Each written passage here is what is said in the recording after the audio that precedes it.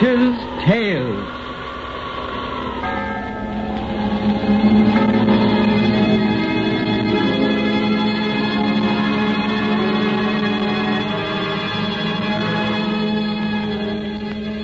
The fascination of the eerie, weird, blood-chilling tales told by old Nancy, the witch of Salem, and Satan, her wise black cat.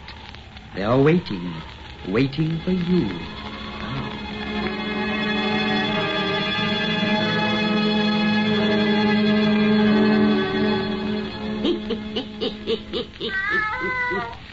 And 2-year-old I be today. Yes, sir, 102-year-old. Well, Satan, now it's time to spin these folks another of our cheerful little bedtime stories. Douse out them lights so we'll have it nice and dark. When you listens to our tales, sitting in the gloom, it helps you to have purty dreams. Now, draw up to the fire and gaze into the embers. Gaze into 'em deep, and soon you'll be away out west in Michigan. And there, in a fine big house where there's a party going on, begins our yarn called Rat in a Trap. Rat in a Trap!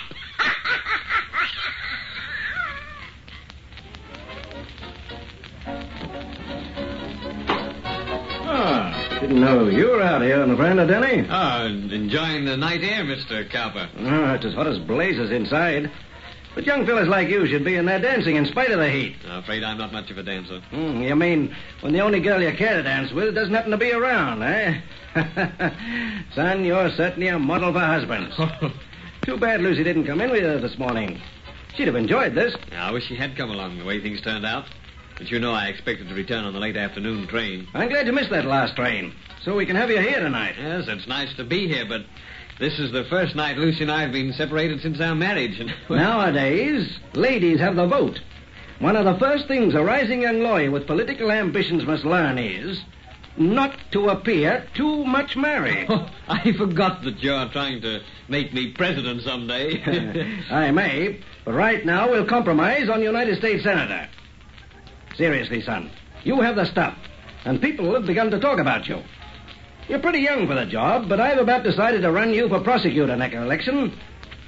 Think you can make good? I? All I can say is that I'll do my best. That's pretty fair from what you've shown so far, but, Dan, you have a couple of faults that won't fit so well in the district attorney's office. Oh, what do you mean? You know, you've shut off your mouth a lot about certain disagreements you have with our criminal code. Oh, I've said that our laws are unfitted to the crimes they were designed to control. I've said that because I think it. Our penal code is wholly unsuited to cope with the 1,001 types of crime, the varied individuals who commit it. If I had the power, I'd amend that code so that it would cease to be a makeshift of political expediency and instead would truly serve the cause of justice. Doggone, that's as good a piece of campaign propaganda as I ever listened to. Oh, I meant what I said. Maybe you did, but you said it like a politician, and that's what interests me. I take back what I said about your faults. Develop them. But it's getting late. Come and dance with some of those pretty girls inside before the party breaks up. I'd better telephone Lucy first. I feel a little uneasy. That summer place of ours is so isolated back in the woods, and... Lucy's not alone there. No, Pete Lorillard and his wife are with her. Or if she'd been alone, I'd have hired a cab and driven back tonight instead of waiting for the morning train. Over those roads, you'd arrive tomorrow afternoon. Come on, let's go inside. All right. Oh, there you are, Dick. Oh, we've been looking for you everywhere, you and Abner. There's a lovely little blonde simply dying to meet you. Oh, well, I've come gladly to save her life, but I really think I should call up Lucy once more, if you don't mind. I do mind. And so will Lucy if you call her at this hour. Denny, she'll be sound asleep. I suppose you're right, but somehow Speaking of telephones, hello? Who do you want? Daniel Miller. Oh, for me? It's Lucy. Lucy? Dan, she's crying. There's something the matter. Something the matter? Yeah, give me that phone. Lucy? Yes, dear, this is Dan. What's wrong, darling? You sound hysterical. You say the Lorillards were called away this afternoon? You're alone? 3 men are breaking in the house? Lucy! Lucy! Oh, my God!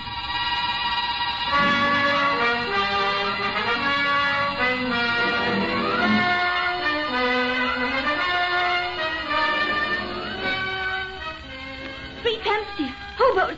Drunken brutes. They're breaking in. Oh, God! They'll be inside the house in a moment. Lucy, and I'm 50 miles away. Yes, you can't help me, and I can't help myself. We're both helpless. Helpless, as rats in a trap. May God forgive me for what I'm making you suffer, but I had to call you to hear your voice for the last time. The last time. Yes, the last. These men are beasts. They're drunken. They know I'm alone. You have a gun? The gun I gave you. I have it in my hand. I fired all the shots but one. I saved that for myself. No, no. It's the only way. Listen, dear. Listen, please. You can't help me now. But maybe you can punish after I'm dead. Oh, God, Lucy. Listen, darling. I have so little time. The leader came here this afternoon begging food, and I saw him plainly. He's a big, dark, unshaven man with a livid, crisscross scar above his left eye that runs from brow to temple. Remember, dear. Remember. Oh, Lucy. Wait. Mr. Lorillard drove him away. Then the Lorillard were called to town. The man had been watching. He came back with two others. One, short with red hair. The other, a blonde man with a limp. Remember, dear. Remember. They're in the house. Lucy. The lock to this door won't hold a moment. They're beating at it now. The door is giving. I have the gun ready. A bullet through my head. They can't hurt me. Lucy. Remember them, dear. Remember. They're here. God, please, God. I love you, dear. Goodbye. Lucy.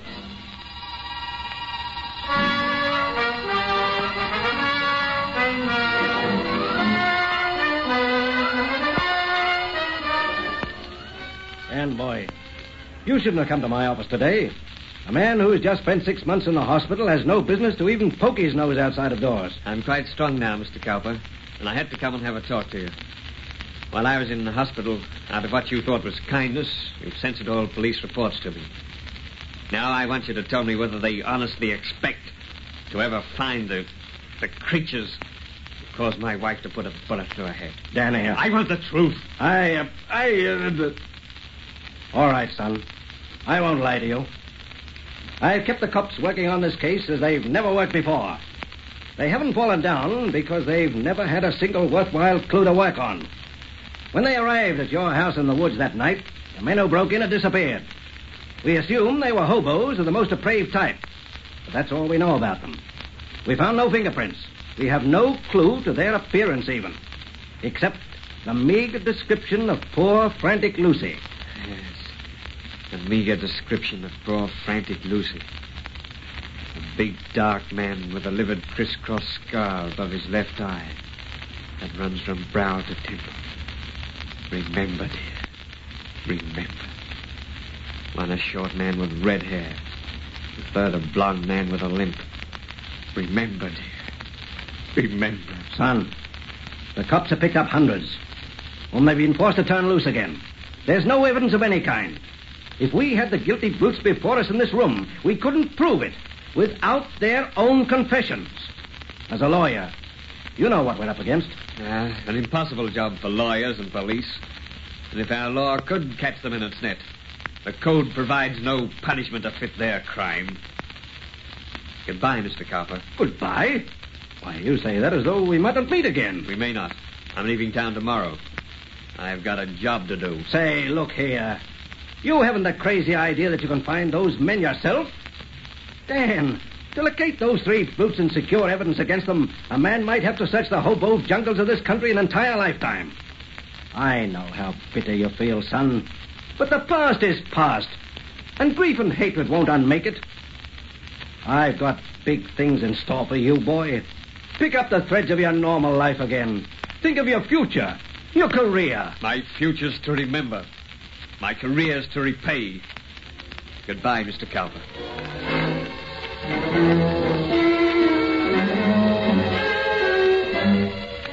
Hello there, Lawyer Thomas.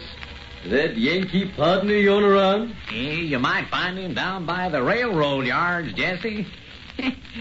Dave Morton sure picks his some funny friends. Why do you suppose he likes them tramps, Lawyer Thomas? I haven't an idea. Sure, that man's been in this town off and on for nigh 8 years now.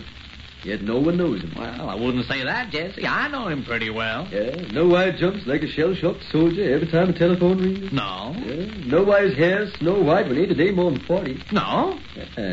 Know what his real name was before he changed it to Dave Morton? No, and them things is none of my business or yours. Just the same, there's a mystery about that man that sort of worries me. Lawyer Thomas, why do you suppose your partner, Lawyer Morton, pays me $5 cash money for every tramp we get in the jailhouse who I persuades to take him for a tonic? My partner pays you money to secure him hobo clients? Hey, are you here now to bring him such a case? But this time it's just for joke. The client I'm bringing him today is that tramp who murdered the old woman. Big Mike, the dog Sheriff Greeley rescued from the lynching mob last night. Big Mike asked me to get him Mr. Morton for his lawyer. Yeah, said a pal of his had told him about him. No partner of mine is touching his case. If Morton got the brute off by a miracle, they'd both be lynched. Yeah, here's Morton now. Hello, Jesse. Hello, Tom. Hello, Dave. Lawyer Morton, a man over at the jailhouse who ain't got no money wants to hire you to get him out. Thanks for bringing the message, Jesse.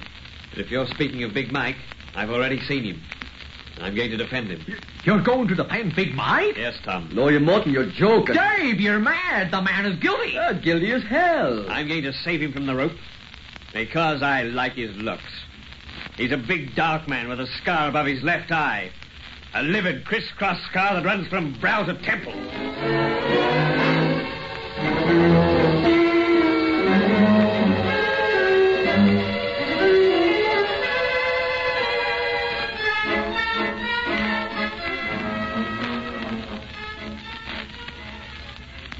Extra payer, murder goes free. Big Mike not guilty. Extra payer. Morton wins acquittal. Jury frees Big Mike. Extra payer.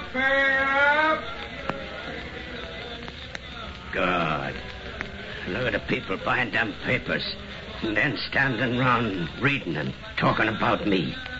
If you hadn't have sneaked me here to your house, boss, they'd have had me swinging on the lamppost by now. Come away from the window. You're safe here, Mike. Gee, I hope so. But you gotta get me out of town quick. They'll look for me here and string me up. I'll never lynch you, Mike. I'm taking care of you now. Better have another drink when I draw those curtains tighter. Yeah. I do need another hooker, boss. And I'm drinking it to you. No other mouthpiece in the world could have swung that jury so they'd bring a verdict of not guilty. No other in the world. I used perjured testimony, lying witnesses, a framed alibi. I used every dirty trick in the book. But I got you off, Mike. Out of jail, away from the hangman. And I've got you now. Alone with me. See, you're acting a little crazy, boss. Say, I'll have another. You know I can't figure you out, boss. Why do you make me tell you how I croaked that old woman for you to take my case? I was interested in you, Mike. And for 10 years it's been my rule to know the truth about my client's guilt or innocence before I took a case. Yeah, I heard that. And every hobo from Maine to California says that spilling you the truth never brung him home. That's why I told you the works right off the bat. You got a great name in the jungle, boss. Yeah, it took me 10 years to build that reputation, Mike. Won't you have another drink? Thanks. But, gee, you'll have me stewed in a minute. Well, here's how again. Say, you're a funny guy. You not only spend your own dough to buy witnesses and all, but then you bring me to your house and treat me like a prince. It's very simple, Mike. I've done the things I have because you interest me. Yeah, interest me tremendously. Yeah, I'd like to know more about your life, about your travels, experiences. Other little peccadillos before you so neatly strangled that last old woman. Say, why you always asking me questions about what I done before we met? Are you afraid to trust a man who saved your life? Oh, but you ask such nutty questions. how long I'd had this crooked scar over my eye, for instance. I was merely curious as to whether you had it 10 years ago when you were in Michigan. And I told you I don't know nothing about Michigan. Oh, come on, Mike. You've lied about that long enough. I never mentioned it before, but friends of yours have told me you were there. What friends? Let me see now. Oh, yeah, their names were Red and Limpy. Red and Limpy? You know them? Quite well. I haven't seen them lately. Have you? No. Neither has anyone else. What do you mean? That they disappeared from the road, and they ain't in jail nowheres. They're just gone. What'd I tell you about me in Michigan? The most interesting story I've ever heard. About a house in the woods. And a woman. They told you that, eh? Yes. Have another drink. I'll open this fresh bottle and join you. Suppose you tell me about your Michigan adventure. I didn't have no part in it. I didn't... Here's your drink, Mike. I must be off my nut to be afraid of you. I got reason to trust you. And I need help about that Michigan job. Need it bad. Listen, the word's gone round that dame's husband has been searching ever since it happened. That he's been on the road with the bows and riding the rails, living in the jungles, asking questions, trying to learn who caused his wife to shoot herself. They say he did for Red and Limpy, and no one's even found their bodies. He used to be a lawyer, just like you, boss. He was... God! Why are you stopping, Mike? The notion just crossed me mind that you might be him. I must be drunk to think a thing like that about the guy who saved me from the rope. If you was her husband, you'd have sent me there. So give me that drink, boss, and I'll spill the works. This liquor tastes funny, but it's good. It's swell. Drink your own, too, boss, and I'll tell you all about a pretty little dame in the house in the woods. Helpless she was as a rat in a trap. Helpless, frightened, like I like to see 'em. Too bad she shot herself before. Say, boss, what's eating you? You crushed that glass in your hand as if it was paper. And your eyes look crazy. See, what you pulling them curtains on the wall for? So you can see what lies behind them. Just a couple of plaster statues of two guys' heads and shoulders. But the faces is all gone, so the bones are shown through. What happened to those faces? You're going to find out, Mike. Just as Red and Limpy learned. Red and Limpy? These busts are their death masks. Taken in soft plaster. After they'd lain here helpless. Helpless. Helpless as rats in a trap.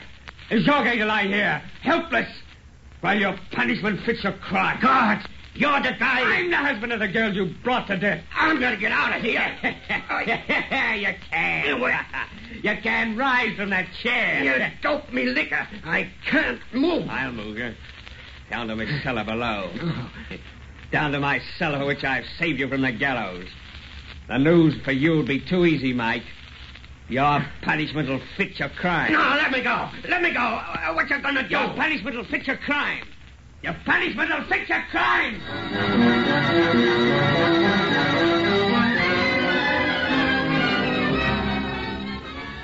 You can't see a thing in this cellar, can you, Mike? And no one's so helpless as when they're in the dark. I want you to be very helpless, Mike. More helpless than a rat in a trap. Helpless as a woman alone in the house in the woods. Helpless as a man who loved her and who heard you 50 miles away. Helpless as a man who heard the shot that killed her. It couldn't raise his hand to save her. What you gonna do to me? Hey, you got me tied to stakes and spread eagled on the floor. But how you gonna kill me? What you gonna do? You're struggling, Mike. But your bonds will hold. I tied them very tight. What did you do to Red and Limpy that you're gonna do to me? In them plaster busts upstairs, what happened to their faces? Guess, Mike, guess. If you don't tell me, I go nuts. Nuts, I tell you, raving nuts. Oh, no, you won't. Not for many hours. I've investigated the length of time required to drive men mad. Your brain's undeveloped, so it'll take you longer than most. Help! God, if I could only see you. You're putting something over me head. Yeah, part of a little apparatus that made Red and Limpy featureless. Use your imagination, Mike. You may guess how it's done. Oh, God. Oh, God, why don't you curse at me, beat me, kick me, do something I can understand? What are you going to do to me when you leave me? How am I going to die? When I reach the top of these stairs, you'll know. When I open the secret panel, it will soon be the door of your tomb. Then you'll have a moment's light. Just enough for a quick, short glimpse around you.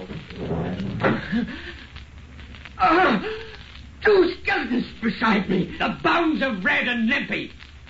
What else do you see? There's a cage coming over my head. A cage like a rat trap.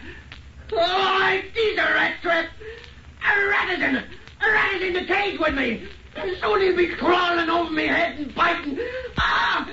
That's what happened to the other faces. A rat. No. Don't leave me in the dark, waiting, helpless, guessing when that rat's going to start a bite. That's your punishment, Mike. Goodbye.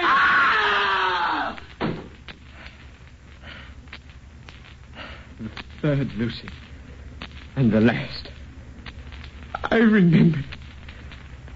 And I repaid. Martin!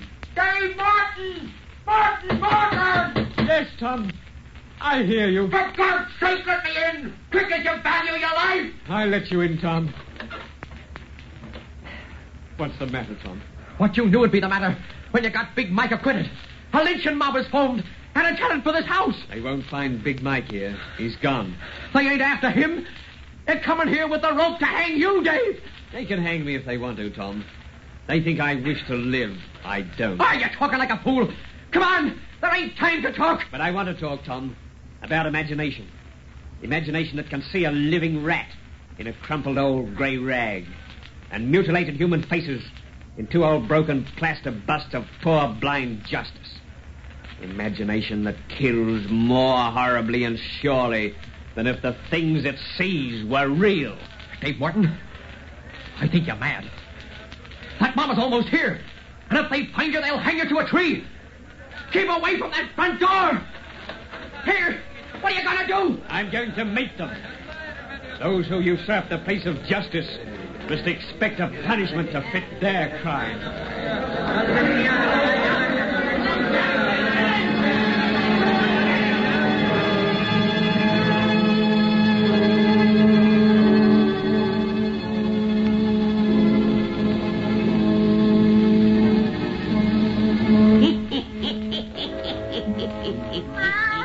Well, that's the end of that, Satan. Next time we'll have another purty yarn to spin these folks. A very purty yarn.